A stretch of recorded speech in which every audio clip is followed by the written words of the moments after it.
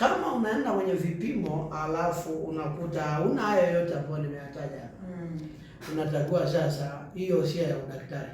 Hiyo inahitaji nguvu za Mungu. Maana inawezekana mtu anaweza kuwa amefungwa kichawi. Uchawi upo. Okay. Nataka ujue hiyo uchawi upo.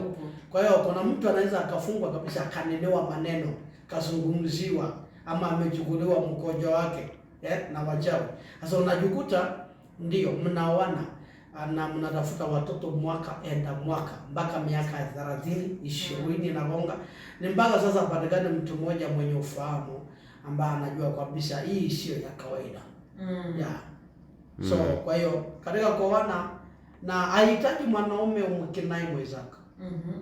Mwanaume utaguu mkinai mwenzako. Kwa sababu hujaoa watoto, ulimuoa mwanamke. Mbona wakati kabla hujamuoa, wakati mkiwa kwenye mahusiano, mkiwa wapenzi, ulikuwa na relax sana na unamwambia yeye ni mwanamke mzuri sana.